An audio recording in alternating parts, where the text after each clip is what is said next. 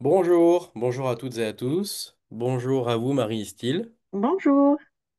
Merci à vous, public, d'être présent pour assister à ce nouveau numéro de 30 minutes avec. Aujourd'hui, nous avons le plaisir d'accueillir Marie Steele. Marie Steele, vous êtes enseignante de métier, vous avez travaillé dans le champ du handicap et vous êtes désormais responsable de la PCO de l'Oise qui est portée par l'association des PEP Grand Oise.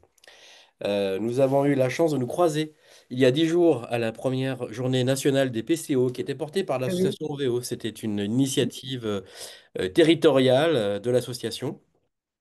Et à cette occasion, nous avons pu assister à des discussions très intéressantes sur l'évolution des PCO. Et nous avons souhaité, Marie, vous charger d'intervenir sur cette question de l'évolution des plateformes de coordination et d'orientation. C'était une lourde tâche. On vous remercie d'avoir accepté cette invitation. Je ne vais pas prendre beaucoup plus de temps. Je rappelle simplement aux personnes qui vous écoutent qu'elles peuvent poser des questions au fur et à mesure de votre conférence dans le fil de discussion du chat et qu'au bout de 30 minutes, je prendrai chacune de ces questions pour vous les poser, Marie. Marie, je vous laisse la parole. Merci encore d'avoir accepté cette invitation. Rendez-vous dans 30 minutes. Merci beaucoup. Avec plaisir. Merci. Bonjour à tous. Merci à Octopus et merci Antoine pour cette invitation. Alors effectivement, quand tu m'as demandé TND, guichet unique, est-ce que c'est possible? Ma première réaction, à la lumière d'ailleurs des échanges de la première journée nationale des PCO la semaine dernière, ma première réaction a été non, peut-être, oui, mais bon, en général, quand on dit oui, mais, ça veut dire que c'est forcément un petit peu compliqué. Euh, Alors bien sûr, je ne vais pas pouvoir prétendre apporter la réponse ici dans ce webinaire, d'autant plus qu'il s'agit forcément d'un sujet, on l'a compris la semaine dernière, d'un sujet qui oblige une construction ensemble d'une vision qui doit être concertée, commune et évidemment en quelques minutes, toute seule. Bon, bah, on y voit tout de suite la contradiction. Cependant, ce que je peux faire peut-être, c'est partager des constats, des questions, des pistes qui, j'espère, pourraient peut-être résonner avec les expériences des personnes qui nous écoutent aujourd'hui et surtout qui permettraient d'ouvrir la porte, non pas sur une vérité toute figée, mais plutôt sur une réflexion commune qu'on pourrait poursuivre ensemble bien plus longuement après cet échange, mais parce qu'il n'y a qu'ensemble, bien sûr, que nous pouvons dessiner tous ces chemins possibles d'une dynamique collective. Alors, hop. Du coup, quand on parle de guichet unique, j'ai tout de suite, enfin un peu grâce à Octopus et le sous-titre que vous avez mis dans la présentation, euh, Octopus m'a un peu soufflé en tête cette image de celle d'Astérix dans la maison qui rend fou. Enfin, vous voyez la scène avec des portes, des guichets, des files d'attente interminables et le fameux formulaire A38. Sauf que ben, pour beaucoup de familles aujourd'hui, cette maison-là, elle existe vraiment, pas en bande dessinée hein, évidemment, mais dans leur quotidien. Et entre repérage, orientation, accompagnement, le parcours de tout enfant avec des besoins particuliers, hein, sans même aller jusqu'aux troubles du neurodéveloppement, devient un vrai labyrinthe. Et ils font face à une mosaïque d'acteurs, du repérage, au diagnostic, du soin, à l'inclusion dans tous les lieux de vie. Alors si au cœur de tout ça, on y met une famille, par exemple, j'aime bien les exemples, histoire de ne pas m'éparpiller et d'avoir un peu un fil tout au long de la présentation. Donc, si on met une famille, un exemple vrai ou presque, d'une petite fille, Léa, âgée de 6 ans aujourd'hui, qui est vive, curieuse, souriante, eh ben, cette petite fille, Léa, elle a aussi des mots qui lui manquent. Et à l'école, ben, sa maîtresse s'inquiète, ses parents aussi. Ils vont voir le médecin, ils parlent d'orthophoniste. Et évidemment, les listes d'attente sont de 18 mois, voire même parfois plus selon les territoires. La PMI avait conseillé le CMPP est complet. Quelqu'un lui parle d'une plateforme de coordination, un autre d'une plateforme de diagnostic. Et les voilà perdus dans ce labyrinthe du soin et de l'accompagnement. Alors du coup, Léa, sa famille, dans cette maison qui rend fou, à qui s'adresser, par où commencer. Comme beaucoup, ils vont frapper évidemment à plusieurs portes. Et pour autant, chaque porte est légitime, chaque acteur est essentiel. Mais pour les familles, ce maillage devient un labyrinthe. Le parcours n'est pas toujours pensé d'ailleurs depuis leur regard. On parle d'eux, mais rarement avec eux. Et souvent, ben, ce qu'ils trouvent, ce sont des délais, des soins saturés, des orientations parfois floues et puis souvent des incompréhensions. Du coup, le parcours de Léa, c'est évidemment celui de milliers d'autres enfants. Et le problème, eh ben, c'est pas le manque de volonté ou de compétences des acteurs. Ce serait plutôt aujourd'hui, enfin, de ma fenêtre, la dispersion des ressources, le manque de lisibilité, l'absence d'interface qui serait fluide. Et c'est en fait un système très riche, mais fragmenté. Chaque professionnel, j'en suis sûre et je le vois au quotidien hein, sur la PCO, agit avec cœur, mais dans un couloir souvent à part, parfois en silo. Et les familles passent d'un couloir à l'autre sans toujours comprendre où mène le chemin. Résultat, ben, la coordination, elle repose, parce qu'elle existe déjà, hein, bien entendu, elle repose souvent sur la bonne volonté individuelle et pas sur de réelles ressources structurées qui, du coup, en cette absence, peut mener à des redondances, des contradictions, parfois, malheureusement, à la discontinuité des parcours ou alors au cloisonnement de l'accès aux soins. Pour autant, eh ben oui, sur nos territoires, on a une formidable richesse de ressources. Ceux qui repèrent les premiers signes et qui accompagnent en proximité, on les connaît, entre autres médecins, enseignants, PMI, éducateurs, AESH, associations de parents engagés. Je peux continuer encore longtemps. Sur les secondes et troisièmes lignes, évidemment, les CAMS, les CMP, les CMPP, les professionnels de soins libéraux, les centres ressources et experts pour des situations plus complexes.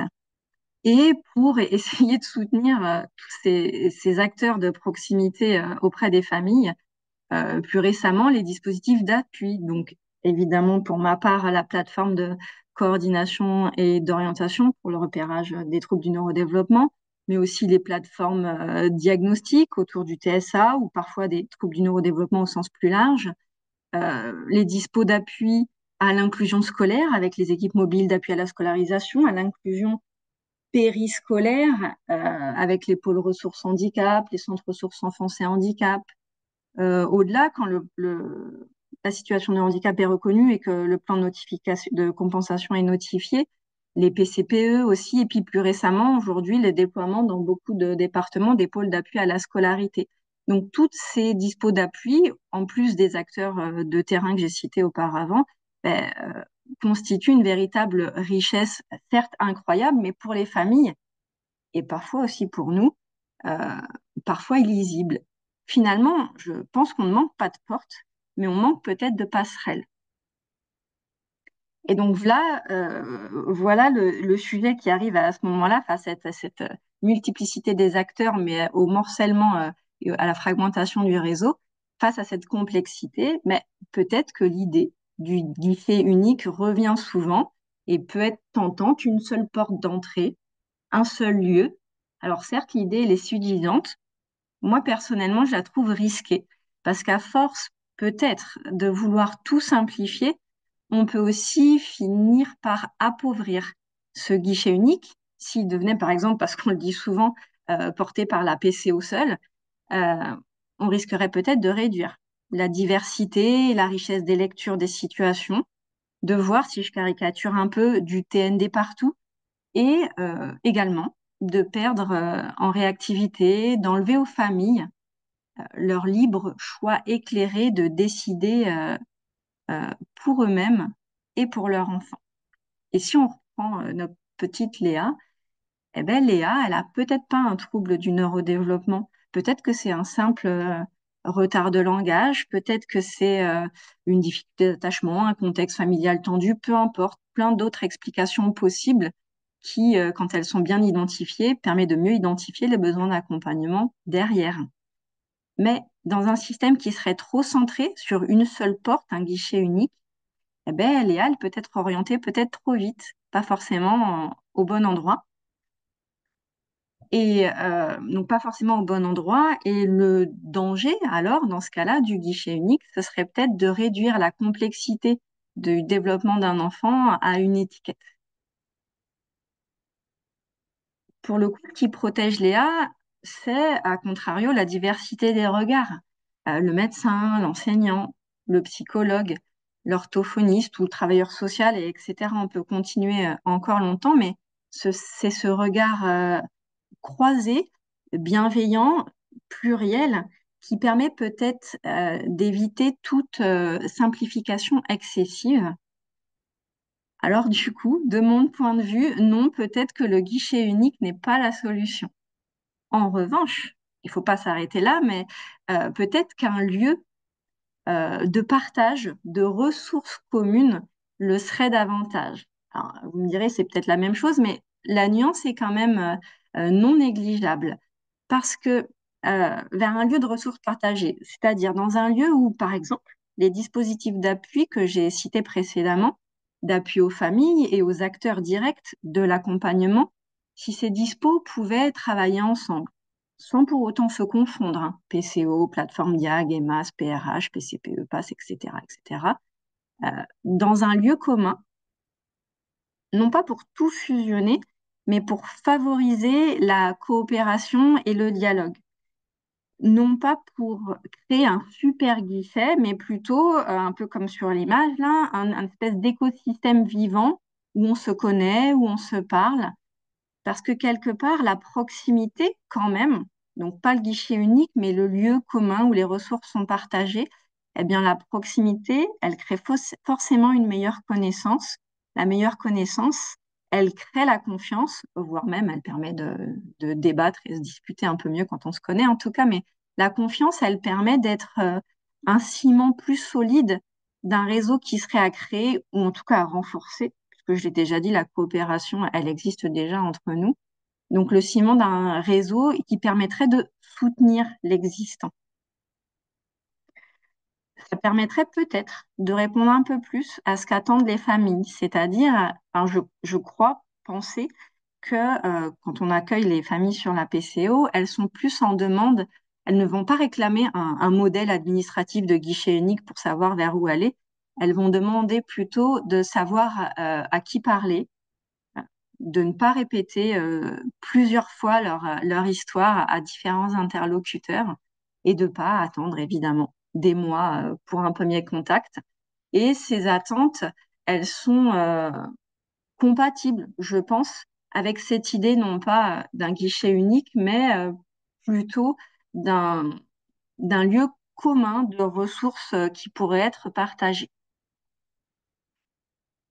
Néanmoins, ah oui, ouais. Néanmoins, l'important, c'est que quel que soit le modèle qu'on puisse construire ensemble, il y a quand même, je pense, un principe à préserver, sinon on se rapproche du guichet unique.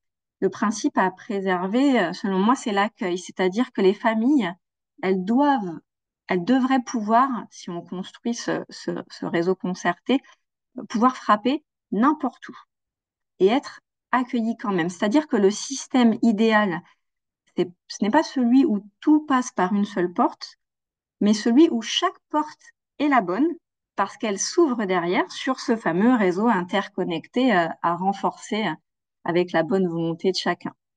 Et ça doit fonctionner dans les deux sens, c'est-à-dire des dispos d'appui que j'ai cités vers les lieux de soins et d'accompagnement et tous les lieux de vie de l'enfant, et inversement, des lieux de soins et d'accompagnement et des lieux de vie de l'enfant vers les dispositifs d'appui.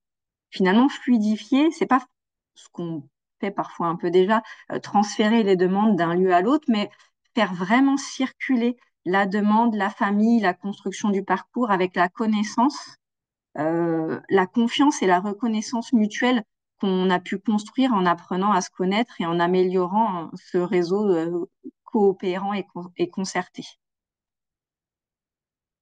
Donc, comment avancer avec cette idée-là? Donc, vous l'avez compris, elle est très globale. En quelques minutes, je ne peux pas présenter un rétro-planning avec des actions précises et des dispositifs précis, peu importe. Mais en tout cas, euh, sur cette idée de lieu commun, de ressources partagées, comment on peut avancer?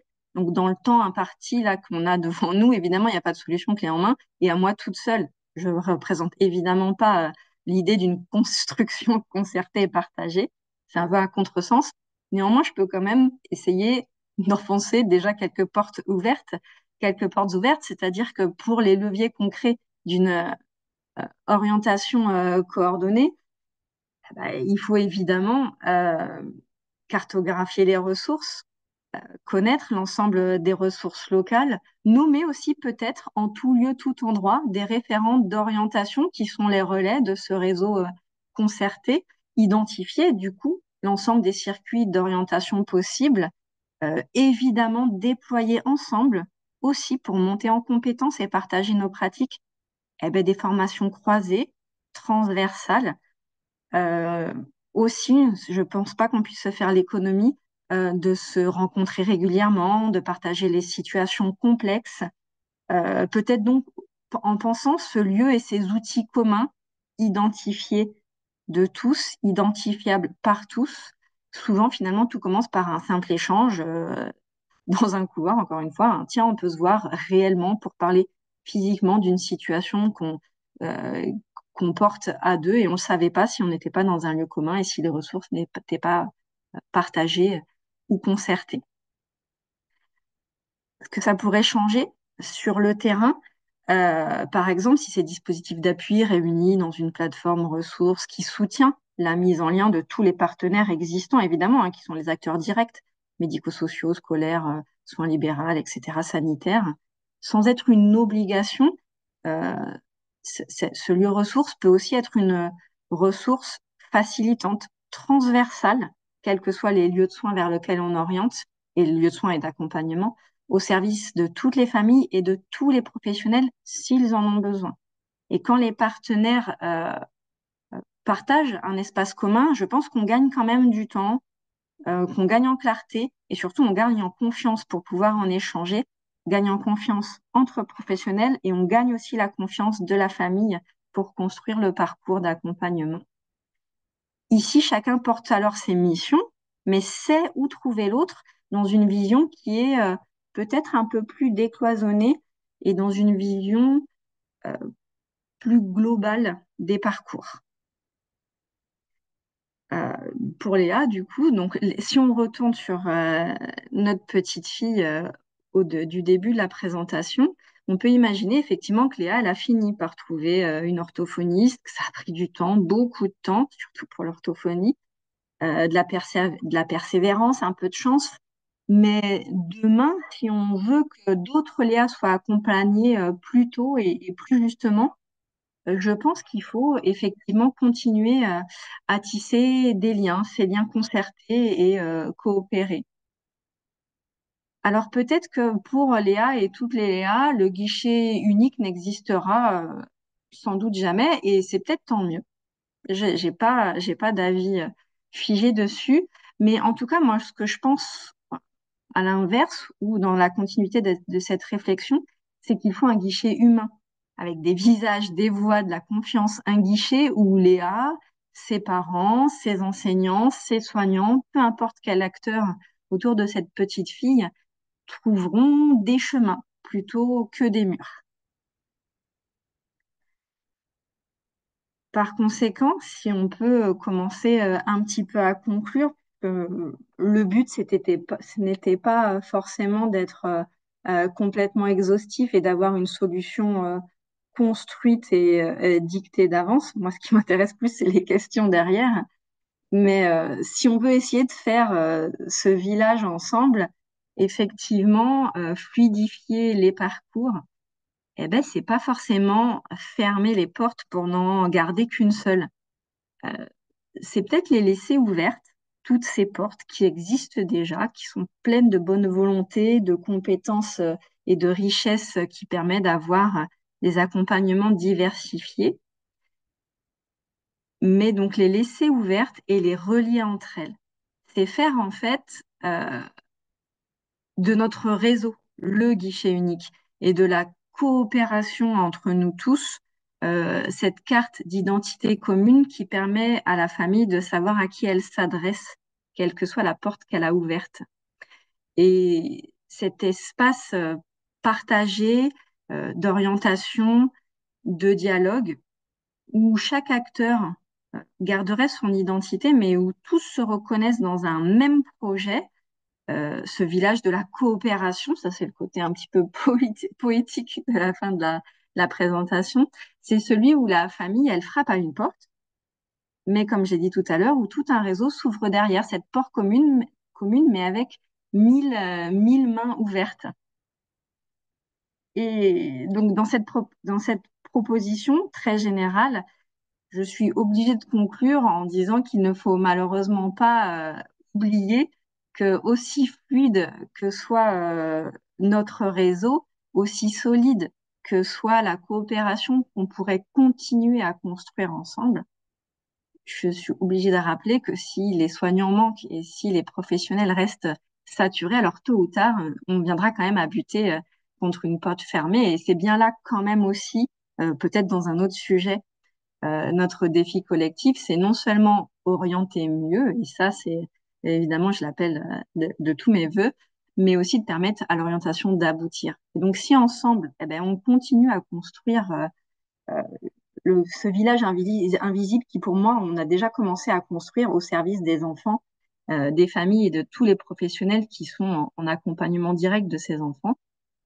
Ben, moi, personnellement, à mon petit niveau, je suis pleinement partante. Voilà pour la présentation. J'ai mis un petit peu moins d'une demi-heure, mais ça permet peut-être d'avoir, Antoine, peut-être plus de temps pour les questions. Oui, bon, merci beaucoup Marie, c'était très très clair. J'ai eu beaucoup de commentaires, soit dans le chat, soit par directement des collègues qui m'ont dit qu'ils appréciaient beaucoup votre présentation, votre propos. Et je salue au passage Madame Christelle Hockmeckler qui avait porté l'organisation pour la session OVE, qui est présente, qui vous a salué tout à l'heure, Marie. Ah oui, Alors, merci à vous. Il y a déjà beaucoup de questions. Comme le chat est activé, j'essaie de tout coordonner. Donc j'espère que je vais oublier aucune des questions. Et j'invite les personnes qui sont présentes à les poser le plus contextuellement possible vos questions pour que je puisse bien vous les retranscrire, Marie. Je commence par une question qui est dans le fil des questions-réponses. Et question simple en apparence, est-ce que vous ne considérez-vous pas les PCO comme un acteur de ligne 2? C'est un spectateur anonyme qui a posé la question, qui n'a pas donné son nom. alors si pour le coup, les PCO sont rangés dans ces acteurs de ligne 2, puisqu'elles sont la plateforme sur laquelle les médecins de première ligne peuvent adresser les enfants quand ils suspectent ou s'inquiètent d'un écart de développement qui pourrait laisser entendre un trouble du neurodéveloppement. Donc oui, les PCO en tant qu'outil d'orientation et de coordination du parcours de soins vers lequel elle oriente les enfants est un acteur de ligne 2 complètement. Merci à vous, Marie. Anne-Flore Leplomb vous demande, est-ce une réflexion personnelle ou avez-vous déjà expérimenté cette idée sur votre territoire, ou du moins échangé cette idée avec les acteurs de votre territoire? Alors, comme je le disais, je pense que cette coopération et cette vision globale d'avoir des ressources communes partagées et concertées, je pense qu'elles existent déjà et de manière individuelle, la bonne volonté est telle qu'on essaye tous de le faire à notre petite échelle. Et sur l'idée que j'ai présentée là, dans l'Oise, c'est ce qu'on essaye effectivement de mettre en place.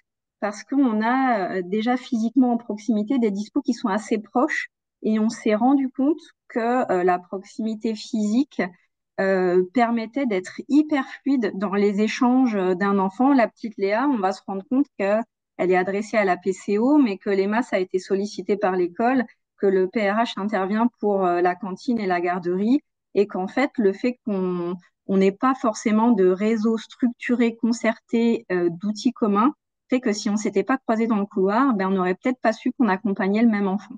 Donc oui, nous, dans l'Oise, on essaye, là, peut-être pour la rentrée prochaine, d'essayer de construire ça, mais pour ça, ça nécessite effectivement d'obtenir l'adhésion de tous. On ne peut pas le faire tout seul dans notre coin. Donc, c'est notre première action à mener et on s'y attache. D'abord, obtenir l'adhésion, réfléchir de manière concertée et essayer de lancer le projet. Merci. Céline Raison vous demande, alors faire d'abord un premier commentaire. Une première avancée et pas très complexe à mettre en place serait que dès qu'une famille saisit un dispositif, cette date serve de référence à tout le dispositif. Alors excusez-moi parce que du coup avec le chat j'ai du mal. Voilà. Donc cette date servirait de référence à tout le dispositif vers lequel il serait orienté, au lieu de repartir en bas de la liste d'attente car mal orienté au départ, grâce à une plateforme numérique commune. C'est vrai que si on pouvait, alors, sur la PCO, le principe théorique, c'est d'avoir une orientation très rapide. Donc normalement, entre le moment où on reçoit le dossier de l'enfant et le moment où il est orienté vers le prochain acteur pour mettre en place le parcours de soins, normalement, il y a peu de délai. Néanmoins, la remarque est recevable si on a des délais d'attente, si les PCO sont sur... Alors, je parle de ma vitrine, hein. Si les PCO sont surchargées et qu'elles ont beaucoup d'attentes pour l'étude des dossiers, effectivement, le moment de la date où on reçoit l'adressage à la PCO et le moment où il est adressé, par exemple, au CAMS, c'est dommage qu'il y ait cet écart-là. Et c'est vrai qu'on a déjà eu ce débat, nous, entre partenaires, de quelle date on met. C'est un vrai sujet, mais pareil, encore une fois, c'est quelque chose qui peut pas se décider tout seul parce que si on n'a pas l'adhésion de tous, ça fonctionne pas à long terme. Mais ça peut être une idée d'avoir une date d'entrée commune sur ce qu'on appelle la sollicitation initiale. Pourquoi pas? Et auriez-vous une idée du format de l'endroit ressource qui pourrait être partagé? Est-ce que cela sous-entend qu'il y aura un logiciel commun à toutes les structures, par exemple? Alors, quand on parle de logiciels communs, il suffit de faire un petit pas de côté et de regarder ce qui se passe partout sur, par exemple, les dispositifs d'appui à la coordination ou l'ensemble des CMPP, l'ensemble des CAMS du territoire national, l'ensemble des PCO, l'ensemble des plateformes numériques des hôpitaux. Et on voit bien que le logiciel commun et unique, même s'il peut faire rêver, il est difficile à mettre en place. Donc, avoir en proximité le plus possible peut-être des outils communs, ça peut être utile. Par exemple, dans les Hauts-de-France, les PCO ont pour objectif de partager le même logiciel de coordination.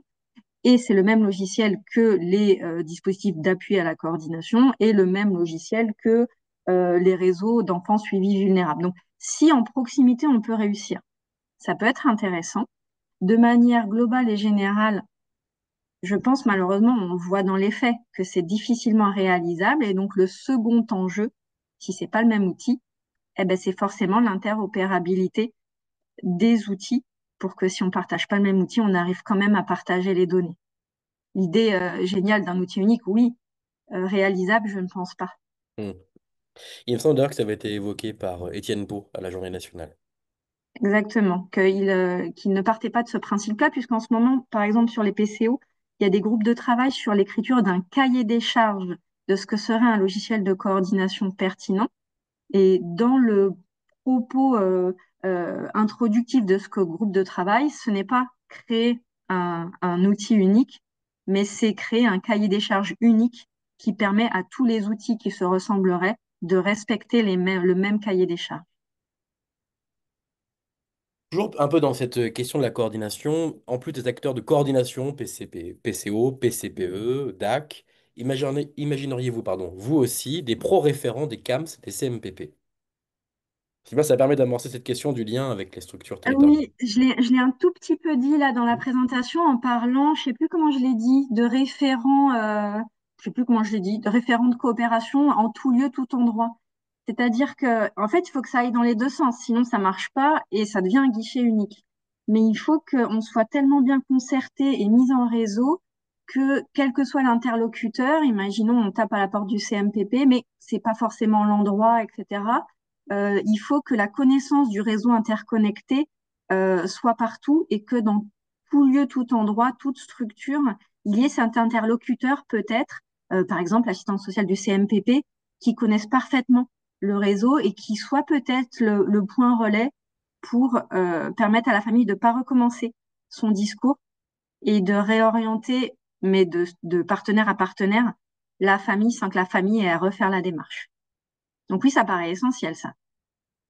Merci Marie. Une question de Magali Kathleen. Bonjour, dans votre modèle intéressant, qui ferait cette coordination complémentaire?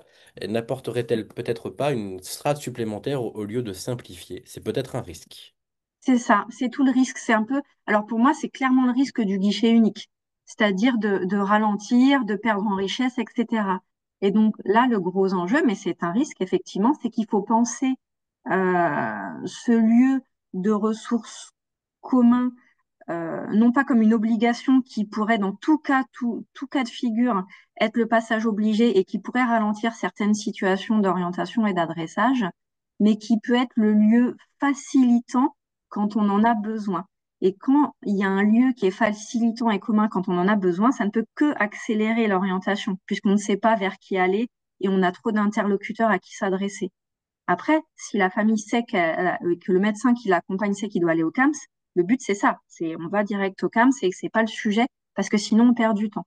Donc pour ne pas perdre en réactivité, il faut effectivement que ça aille dans tous les sens et que ce lieu commun de ressources ne soit pas obligatoire, mais utile si nécessaire pour qu'il soit facilitant dans l'orientation. Mais c'est Merci Marie. un enjeu réel pour le coup, ça peut être un écueil. Au passage, vous avez des remerciements pour la clarté de vos réponses. Merci. Euh, une remarque de Christelle Lockmeckler qui stipule que cette fluidité paraît tout à fait à rechercher, que l'intelligence collective fait tellement de bien à entendre, pour autant, selon les territoires ruraux, urbains et hyperurbains, les enjeux ne sont pas tout à fait les mêmes. C'est vrai qu'on n'a pas encore abordé cette question des différences selon les types de territoires. Exactement. Alors, c'est pour ça que quand je me suis amusée à citer tous les dispos d'appui, je me suis centrée sur l'Oise et que, effectivement, par territoire, déjà, tous les dispositifs n'ont pas forcément les mêmes noms, n'ont pas forcément toujours les mêmes missions, malgré des cahiers des charges communs. Donc, cette clarté-là, elle est évidemment à travailler pour nourrir cette richesse intellectuelle que Madame disait. Et après, la diversité des territoires fait que ça fait un peu écho à ma conclusion où j'étais obligée de dire que oui, on est peut-être super bien coordonnés, orientés, etc. Mais derrière, s'il y a des déserts médicaux, des déserts de soins, des dispos qui sont là mais qui n'ont pas les moyens, ou des distances géographiques qui sont énormes pour les familles en déplacement, euh, forcément, tout réseau Hmm. euh, concerté, de coopération, de mise en commun des ressources nécessite de s'adapter au paysage de chaque territoire. Et donc, du coup, les enjeux sont forcément différents. C'est d'ailleurs pour ça que dans la première journée là, de la semaine dernière, non, c'était déjà 2 semaines, ça fait Il y a déjà 10 deux jours. semaines, Il y a 10 jours à peu près. c'est ça, des PCO, on voyait bien que on avait tous les mêmes envies, les mêmes motivations, mais pas les mêmes enjeux. Et donc, malgré ce cahier des charges commun, pas la même manière de fonctionner parce qu'on doit s'adapter à notre territoire. Mais néanmoins, concerter tout ça et partager tout ça, ça peut quand même faire avancer une intelligence collective. Par exemple, mon équipe en retour me disait, ah, c'est génial, ça fait trop plaisir d'entendre qu'en fait, on a tous les mêmes motivations, mais aussi tous les mêmes galères et que finalement, on partage et on porte ce même projet, mais on adapte aux réalités du territoire. Alors, la réponse à la question, je l'ai pas vraiment, mais par contre, je pense qu'il faut effectivement identifier les spécificités pour réfléchir en local. C'est pour ça que ces zones, ces lieux de ressources communs, ils peuvent pas être uniquement départementales, régionales, comme les centres experts, etc., qui sont là pour les situations complexes et qui sont bien utiles. Néanmoins, sur ces lieux ressources, il peut pas non plus être unique. Il faut qu'ils soient en proximité et qu'ils soient adaptés à la taille des territoires, accessibles à chaque famille. Merci Marie. Je vais prendre des questions de Jonathan Bouquet. Donc il y a plusieurs questions. Je vous lis la question en entier et vous choisirez l'ordre dans lequel vous voudrez y répondre. L'arrivée du service public de repérage 06 change-t-il l'idée du guichet unique? Avec ces trois parcours, l'idée d'un guichet unique ne paraît-elle pas pertinente? Cela s'inscrirait en tout cas dans la transformation de l'offre actuelle pour les PSH et les ESMS sur notification, par exemple. Alors on est sur des questions techniques, hein. Oui. J'espère que dans le public, tout le monde comprend toutes les abréviations. Je pense qu'il y a deux parties à la question. Du coup, je pense que je te ferai répéter la partie PSH et Pas de notification. problème, je Et suis là sur pour la, ça. parce que j'ai des troubles d'attention, donc j'ai du mal à retenir toute la question. Mais sur la première partie, effectivement, redis la première partie? L'arrivée du service public Oui, de pardon. repérage 06 change-t-elle l'idée du guichet unique? Ben, je suis obligée de rapporter les propos d'il y a 10 jours de Monsieur Pau qui disait que, et ça fait un peu écho à ce qu'on a dit là, c'est-à-dire que le guichet unique est un risque dans ce cas et que aujourd'hui, par exemple, sur les PCO qui portent cette envie d'accompagner le repérage précoce sur les troubles du neurodéveloppement, peut-être que tout regrouper d'un coup en un guichet unique, ça perd en richesse, ça perd en diversité et ça risque de demander beaucoup de compétences multiples sur un seul guichet unique.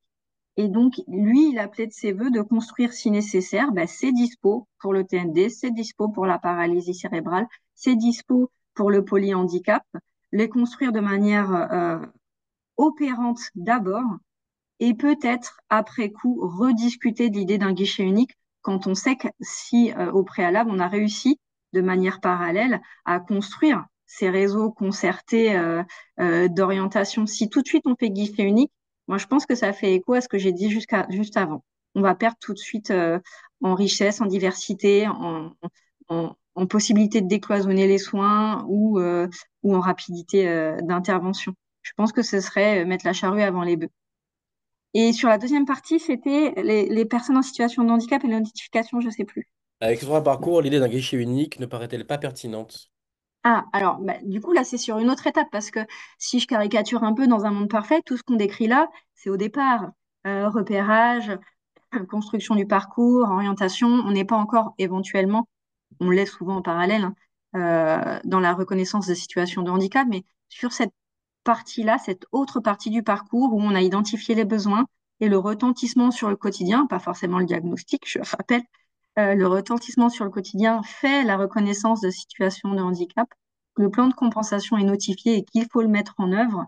Là, peut-être que travailler l'orientation unique, mais c'est pas mon champ de compétences, pourrait être utile et ça fait un petit peu, euh, ça rappelle un petit peu la mise en place aujourd'hui du dossier unique automatisé, le DUA. Je ne sais pas si j'ai les bons termes sur le sigle, que Via Trajectoire met en place pour permettre aux usagers justement d'avoir cette maîtrise d'entrée unique une fois que les notifications sont tombées. Mais c'est pas une partie c'est une partie que je maîtrise moins bien, mais qui me semble pertinente pour le coup sur entrée unique, parce que j'ai regardé le webinaire de présentation du DUA qui est accessible à tout le monde. Donc si vous l'avez pas fait, je vous invite à le faire. Sur cette présentation du DUA, c'était assez intéressant. Maëva Pierre, en rapport avec votre projet, elle vous demande qui coordonnerait justement ce projet et comment pourrait-on y participer en tant qu'institution? Mm. Qui coordonnerait le projet? C'est une bonne question. Je pense qu'il faut, comme je le disais, euh, ne pas faire fusion. C'est-à-dire, il ne faut pas refonder l'ensemble de ce qui existe déjà. Il faut s'articuler. Donc, ça veut dire que chacun garde ses missions. Donc, chaque dispo garde son responsable. Ben, si on caricature, dans un département, par rapport à la démographie et le territoire, comme on disait tout à l'heure, adapté aux besoins des familles, dans un département, on a trois antennes, trois lieux qui regroupent cinq ou six dispositifs d'appui aux familles et aux soins. Eh ben, chaque dispo a son responsable qui couvre tout le département, donc qui gère les trois dispos des trois antennes. Mais chaque antenne a cette personne qui va permettre d'articuler les dispos en proximité entre eux et tous les trois antennes réunies du même département a aussi cette personne qui va permettre d'articuler les antennes. Donc je pense qu'il faut absolument, ça rajoute euh, peut-être une strate dans l'organisation, mais pas dans la fluidité des dispos. C'est-à-dire que chaque dispo garde son identité, ses missions et son organisation, mais des référents vont permettre d'articuler en proximité les dispos entre eux et un autre global va permettre d'articuler les antennes entre eux pour respecter quand même l'équité territoriale du déploiement de ces lieux ressources. Donc oui, il faut forcément rajouter euh, quelqu'un qui gère cette coopération. Alors qui? Eh ben, je pense que peu importe. L'important, c'est que ce soit concerté. Alors si c'est par exemple le responsable de la PCO de l'antenne 1 qui gère le dispo de l'antenne 1 et que c'est le responsable du PCPE qui gère l'antenne, on s'en fiche finalement. Si le réseau est bien concerté, qu'on est bien articulé et qu'on partage une culture commune, celui qui porte l'organisation est celui qui partage la culture commune qui a été construite ensemble. Donc l'identité du responsable n'est pas si importante que ça. Mais elle doit forcément être euh, commune aux dispositifs qui sont portés dans ce lieu. Alors, je crois que ça fait un peu, ça aborde un commentaire qu'a fait Nathalie Mazocco et au bout duquel elle aboutit à une question, c'est est-ce que du coup il faut le faire en lien avec l'éducation nationale? Alors, comme vous êtes enseignante, je pense que c'est important de vous relayer la question. Comme je suis enseignante, je crois que vous savez déjà la réponse. Oui, moi je pense que un parcours de soins, si on le veut global et concerté, il faut qu'il soit complètement décloisonné, hors les murs, et il faut que les prestations, elles soient adaptées aux, enfin prestations, c'est pas forcément le bon mot selon les lieux d'accompagnement, mais les besoins de l'enfant, ils doivent être entendus et pris en considération, quels que soient les besoins. Donc pour ça, il faut être décloisonné. Et pour moi, oui, il faut lier, c'est-à-dire que euh, aujourd'hui, par exemple, la PCO dans l'Oise, son but, c'est d'être partenaire neutre de tous, qu'on soit dans le département, à la PMI, à la protection de l'enfance, qu'on soit à l'éducation nationale, dans la classe ordinaire, dans le RASED, dans le pôle ressources de circonscription, à l'inspection de l'école inclusive, ou alors en pédiatrie à l'hôpital, au CAMS, au CMP, au CMPP, aux soins libéraux. Le but, c'est permettre à tous de se concerter pour que la famille soit accompagnée pour tous en même temps de manière coordonnée. Donc oui, l'éducation nationale, pour moi, c'est un grand oui. Delphine Vaillant nous fait part d'une expérience dans le Pas-de-Calais où il y a le dispositif Attente active, ici porté par l'APEI, et qu'elle pense qu'il s'agit d'un dispositif de première ligne, mais qui se doit en effet d'être un écosystème. Ainsi, l'attente active devient une coordination jusqu'au relais des PCO, CAMS et CMP. Mais elle souhaiterait, mais parfois non pas, mais parfois un appui aussi pour les familles qui ont toutefois un suivi médico-social. L'attente active a donc un rôle important pour faire circuler les infos. Je ne connaissais pas cette expérience.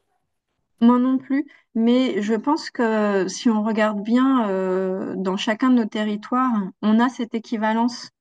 On a des centres ressources enfance handicap qui, quel que soit le besoin, la question, la demande, vont accueillir les familles et pouvoir les guider dans les démarches. Et pour moi, cette attente active ou ces CREH ou ces, peu importe les dispos, peuvent être l'acteur de ces ressources communes, qu'ils soient d'ailleurs en première ou en deuxième ligne. Je répondais tout à l'heure à la question de la PCO, c'est une deuxième ligne, oui, mais le lieu de ressources communes n'est pas forcément que des acteurs, n'est pas constitué forcément que d'acteurs de seconde ligne.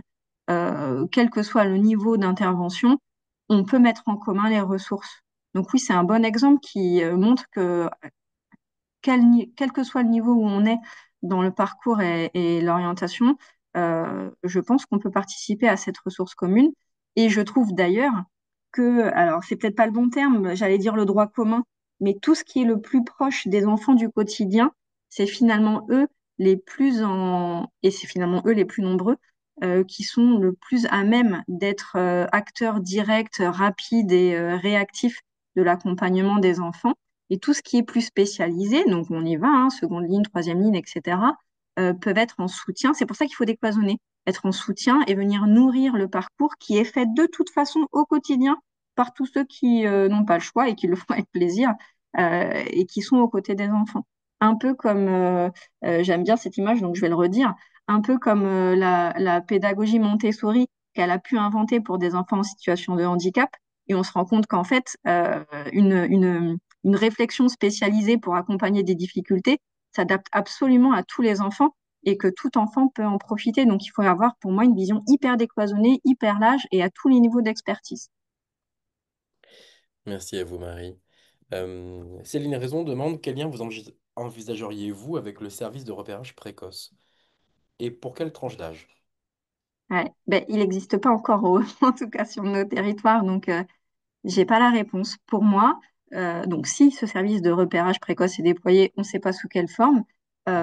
Pour moi, on en fait partie, on en fait tous partie, puisque le but, c'est, comme on en a parlé dans ces dernières minutes, de créer ce réseau interconnecté qui permet à la famille de savoir où elle doit aller, quel que soit l'endroit où elle est au départ. Donc, ce service de repérage précoce, ben, il fait partie prenante de ce réseau interconnecté, et donc la PCO ou tout autre acteur est quelque part interconnecté avec ce futur service de repérage public. Ça me paraît indispensable, mais je ne sais pas comment il va être déployé. Alors, Jonathan Bocquet nous dit que sans guichet unique, la ressource commune n'est pas pensée mais subie lors d'un double adressage, par exemple. Après, il souhaite nuancer le guichet unique global, car dans le décret d'août 2025, seule la PCO-TND a vocation de construire une plateforme avec des structures conventionnées. Et il pense que dans cette circulaire à paraître, nous aurons peut-être des réponses. Bon, à suivre, mais ça fait écho avec ce qu'on a dit tout à l'heure, effectivement. Ce guichet unique, s'il est restreint et vraiment unique, eh ben, s'il n'est pas concerté, eh ben oui, on perd en richesse, on perd en possibilité d'adressage et d'orientation. Voilà, pour le coup, je peux que dire que je suis d'accord avec lui. Alors, a priori, peut-être dernière question, sauf qu'il y en a d'autres qui viennent. Justement, Monsieur Boquet nous demande, alors moi, je n'ai pas la réponse claire dans ma tête à cette question-là, parce que je n'ai pas assisté à tous les topos, mais si lors de la journée qui a eu lieu à Lyon, Monsieur Pau a exprimé le souhait de ne pas tendre vers un guichet unique. Oui, complètement. C'est ce que je disais tout à l'heure. C'est que il a souligné et ça va dans le sens de ce qu'on dit, il a souligné le fait que sous-entendre que les PCO pouvaient supporter ce guichet unique de repérage précoce sur les trois parcours évoqués dans la circulaire interministérielle qui avait été publiée en printemps dernier, je crois, sur TND, polyhandicap, paralysie cérébrale, ce serait peut-être épuiser la richesse des ressources que de tout faire porter à la PCO et qu'il voulait, comme j'ai dit tout à l'heure, conserver pour l'instant la spécificité de plateforme d'orientation et à plus long terme, réfléchir à cette idée de guichet unique, mais qu'au départ, il n'était pas pour le fait de faire porter tout ça et de tout regrouper, tous les besoins de tous les enfants au même endroit. Ça perdrait en fluidité, en clarté, en rapidité. Merci beaucoup, Monsieur Bocquet, vous remercie également.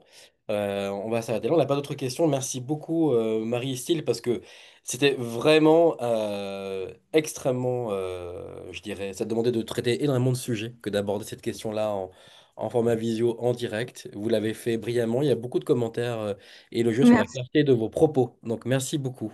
Et vos propositions. On souhaite qu'il y ait une autre journée des PCO qui soit organisée. Là, c'était une initiative locale et associative. Voilà, on souhaite que vraiment ce soit pérennisé. J'en profite pour dire à tout le monde ici que vous pouvez prendre note que le prochain numéro du 30 minutes avec aura lieu le jeudi 20 novembre. Voilà, le sujet est encore à déterminer. Nous vous invitons à nous suivre sur les réseaux sociaux. Merci encore, Marie Steele. Vous pouvez aller voir dans le chat, il y a beaucoup de remerciements. Euh, Avec plaisir. et à très bientôt. Et C'était merci. peu de Pardon. minutes pour un sujet Ouais. costaud. Ouais, et on l'a vu d'ailleurs, les questions étaient excessivement techniques d'ailleurs. Voilà.